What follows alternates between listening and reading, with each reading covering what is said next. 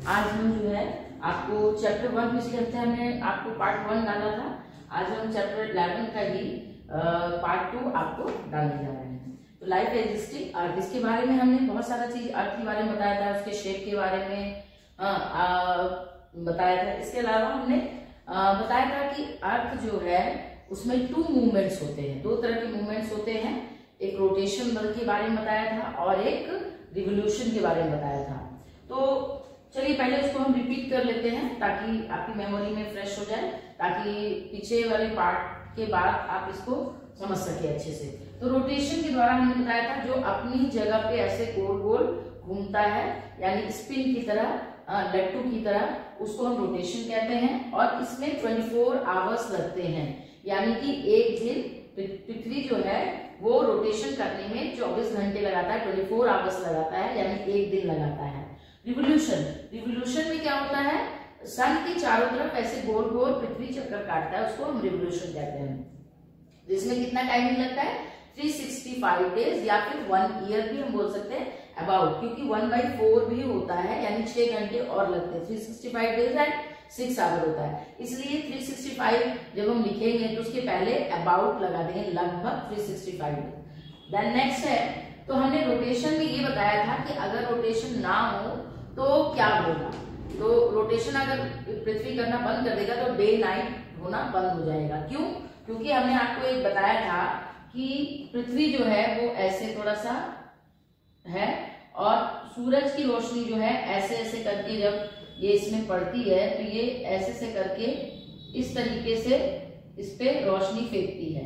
तो यहाँ पे जहां पे रोशनी जाता है तो वहां पे डे हो जाता है और पीछे वाला पूरा अंधेरा हो जाता है, जिसको हम नाइट बोलते हैं। ओके, तो ये चीज हमने आपको एक्सप्लेन किया था पिछले क्या बोलते हैं यूट्यूब में। तो आज हम उसको और क्लियर करते हैं, डे एंड नाइट। तो सबसे पहला 5वां पॉइंट में है day and night. Day and night में क्या है, earth gets light from the sun. पृथ्वी को जो है सूरज से रोशनी मिलती है। The sun shines all the time, सूरज हर समय चमकता है। But only 1/2 of the faces the sun at time. एक समय में सिर्फ पृथ्वी जो है, सूरज की जो रोशनी है वो पृथ्वी के सिर्फ आधे भाग में ही पड़ती है। दिस हाफ हैज डे, तो जिस भाग में रोशनी पड़ती है उसको हम डे बोलते हैं, यानी दिन बोलते हैं। The other half of the earth that is away from the sun, जो आधा भाग है जो कि पृथ्वी का पीछे का भाग होता है, जो कि सूरज से काफी दूर हो जाता है, that is away from the sun has in darkness, उसके अंदर अंधेरा हो जाता है, डार्कनेस हो जाता है। इट हैज नाइट, तो उसको हम क्या बोलते हैं, जहां अंधेरा रहता है वहां पे हम नाइट बोलते हैं। As the earth rotate the lighted part moves away from the, फिर क्या होता है, पृथ्वी जो गोल गोल घूमती है तो 12 घंटे जो होता है 12 आवर्स में ये रोटेट करती है हाफ, यानी कि ये पृथ्वी जो है, मान लीजिए सुबह के 6 बजे यहाँ पे सूरज की रोशनी पड़ना शुरू हो गई और ये धीरे धीरे शाम तक यहाँ पे रोशनी आपको दिखाई देगी। शाम होने के बाद ये रोटेट होते होते जो डे वाला पार्ट है ये पीछे चला जाता है और पीछे वाला आगे आ जाता है, यानी कि जिस भाग में दिन है अभी वो पीछे चला जाएगा 6 घंटे 12 घंटे के बाद, और फिर वहां पे रात हो जाता है। तो जिस तरीके से सन हैज राइट, जब सूरज की रोशनी जिस जगह पे पड़ती है तो उसके सुबह जैसे होता है हम लोग का 6 बजे, तो शाम के 6 बजे वहां पे क्या हो जाता है, सूरज वो रोटेट होके पीछे चला जाता है। तो इस तरीके से हमारे यहाँ रात हो जाती है, डार्कनेस हो जाता है। तो इस तरीके से डे और नाइट बनते रहता है। Sun and has night, now the dark part faces the sun and has day. अब जहां पे रात था वहां पे दिन हो जाता है, day turns into night and night into, इस तरीके से गोल गोल चक्कर चलते रहता है। यानी इसीलिए आप लोग ने सुना होगा कि इंडिया इस जगह पे है मान लीजिए, और जो अमेरिका वगैरह है इस पोर्शन में आता है। तो जब हमारे यहाँ दिन होता है तो वहां पे रात होता है, और जब हमारे यहाँ रात होता है तो वहां पे दिन होता है। तो लुक एट द ग्लोब, अब हम ग्लोब में देखते हैं। You will see that India as on the opposite side of the America. India जो है वो अमेरिका के जस्ट अपोजिट में है, मतलब सामने अगर इंडिया है तो पीछे अमेरिका है। So when it is day in India, इसलिए दिन के समय जब यहाँ दिन होता है इंडिया में, it is night in America, तो अमेरिका में क्या हो जाता है, रात हो जाता है। When it is night in India, और जब रात होता है यहाँ पे इंडिया में, it is day in America, तो अमेरिका में डे हो जाता है। अब हम आते हैं नेक्स्ट पॉइंट पे, living beings on earth. 6 number है living beings on earth. Living beings on earth माने किस किस तरह के लोग, माने लिविंग बीइंग्स जो सांस लेते हैं, लिविंग बीइंग्स आपको बताया गया है जो जीवित प्राणी हैं, वो सब अर्थ में कैसे रहते हैं। Earth is the only planet where life is possible. क्यों रहते हैं यहाँ पे, तो पृथ्वी ही एक ऐसी जगह है जिसपे जीवन है, लाइफ पॉसिबल है। क्यों, यहाँ एयर है, वाटर है, उसके बाद तो एयर वाटर से क्या पॉसिबल है, एयर वाटर से हम लोग सांस लेते हैं, एयर से वाटर, पानी पीने की जरूरत है, हर चीज को पानी की जरूरत होती है। अर्थ हैज एयर वाटर, पृथ्वी पर जो है पानी है और हवा है, लैंड है, जमीन है रहने के लिए, on it living creature like लोग, माने जो लिविंग थिंग्स है, जीवित चीज है, पेड़ पौधे, चाहे ह्यूमन बीइंग्स या एनिमल्स जो भी हैं, जिसमें एनिमल्स आते हैं, ह्यूमन आते हैं, प्लांट्स आते हैं, और also present on the earth, क्योंकि यहाँ एयर और वाटर और लैंड अवेलेबल है on the earth to utilize air water and earth land. Living जो बीइंग्स है वो इन चीजों का उपयोग करते हैं, जमीन पर रहने के लिए। अब हर जानवर या इंसान पानी के अंदर तो घुस के नहीं रह सकता है, तो इसलिए लैंड है, एयर है सांस लेने के लिए, वाटर है, पानी है, जिसकी वजह से हम लोग यहाँ पे जीवित हैं, जो कि हम लोग यूज करते हैं। लिविंग थिंग्स, एनिमल हो, जानवर हो, चाहे वो ट्री हो, सभी लिविंग थिंग्स उसका यूज करते हैं। In the beginning earth is not like so as you see now. आज जिस तरीके की पृथ्वी दिखाई देती है वो पहले के समय में ऐसा नहीं थी। Over the years the human population has increase. दिन प्रतिदिन पहले इतनी आबादी नहीं थी, लोग नहीं थे, लोग दूर दूर, बहुत उनके घर जो होते थे बहुत दूर दूर होते थे, ठीक है।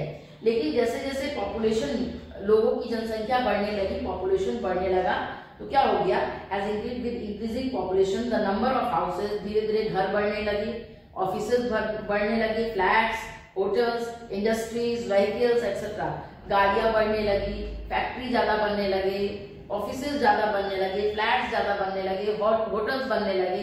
इस तरीके से क्या हो गया, लैंड का यूटिलाइज होने लगा और लैंड में क्या हो गया, बहुत ज्यादा लोग रहने लगे, इंक्रीज होने लगा। इससे क्या दिक्कत हुआ। अब हम आते हैं 7 पॉइंट में, लिविंग बीइंग्स जब बहुत ज्यादा बढ़ गए तो क्या हो गया, the environment is getting dirty due to human activities. लोग बढ़ने लगे तो लोगों ने अपनी आदतों की वजह से, अपनी एक्टिविटीज का अपनी वजह से क्या किया, एनवायरमेंट को पॉल्यूटेड कर दिया। एनवायरमेंट को पॉल्यूटेड कैसे कर दिया, क्या किया, अब उनके पास जमीन था, उसमें जंगल थे, बहुत सारे पर्वत जंगल थे जो कि एटमॉस्फेयर को बैलेंस रखते थे, लेकिन उन्होंने क्या किया, अपने रहने के लिए, जमीन बनाने के लिए उन पेड़ों को काटना शुरू कर। Tree are cut down to fulfil the human requirement. आदमी अपनी जरूरत के अनुसार क्या करने लगा, पेड़ पौधों को काटने लगा।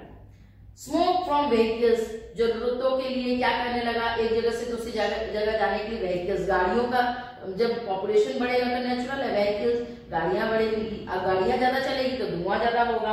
एंड फैक्ट्रीज, काम ज्यादा चाहिए उनको, तो काम के लिए उन्होंने फैक्ट्री लगाना शुरू किया, जिससे क्या हुआ, धुआं में धुआं निकलने लगा और पॉल्यूशन बढ़ने लगा। Has made the air polluted. ये सारी चीजें मिलकर क्या करने लगी, एयर को पॉल्यूट करने लगी, यानी गंदा करने लगी। When we breathe in polluted air, जब हम लोग इस polluted air में सांस लेते हैं, we may fall sick, तो हम लोग बीमार पड़ जाते हैं। कैसे बीमार हो जाते हैं, we may catch diseases, में तरह तरह की बीमारियां हो जाती है। कैसे, कौन कौन सी होती है, देखिए यहाँ पे हमने बताया है डिजीजेस।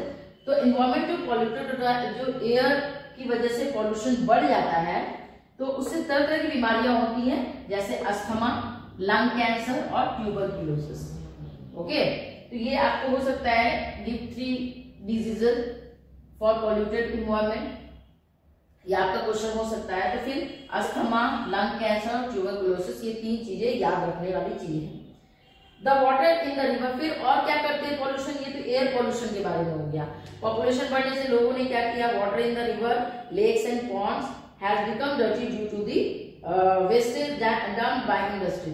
अब इंडस्ट्री, बड़ी बड़ी कारखाने से क्या होता है, गंदा चीज निकलता है, वो क्या करते हैं, नदियों में नाले के द्वारा, पानी के द्वारा छोड़ देते हैं, गंदगी को डाल देते हैं, बड़ी बड़ी इंडस्ट्रियों से निकलने वाले। एंड हाउसेज, घरों से भी जो गंदगी निकलती है, तालाब, नदी, ये सब में लोग फेंक देते हैं, इससे क्या होता है, all this home made our environment dirty. तो इससे हमारा जो एनवायरमेंट है, चाहे वो लैंड हो, एयर हो, इस तरीके से पॉल्यूशन बढ़ने लगा। अब हम लास्ट पॉइंट में आते हैं, clean and green environment. Last point है क्लीन एंड ग्रीन एनवायरमेंट। तो हम लोगों ने तो सबने मिलकर ह्यूमन एक्टिविटीज की वजह से एनवायरमेंट को पॉल्यूटेड कर दिया। अब इसकी रोकथाम क्या है, कैसे रोका जा सकता है इसको? Clean and green environment. Clean मतलब साफ सुथरा रखना, ग्रीन मतलब हरा भरा रखना, यानी हमने पेड़ पौधों को काट दिया लेकिन उसके बदले में पॉपुलेशन बढ़ गया, कोई बात नहीं, अभी भी इसको संभाला जा सकता है। To reduce pollution on earth, इसको माने पॉल्यूशन को घटाने के लिए पृथ्वी पर क्या करना चाहिए? We must plant more and more trees. हम लोगों को ज्यादा से ज्यादा पेड़ लगाना चाहिए, ठीक है।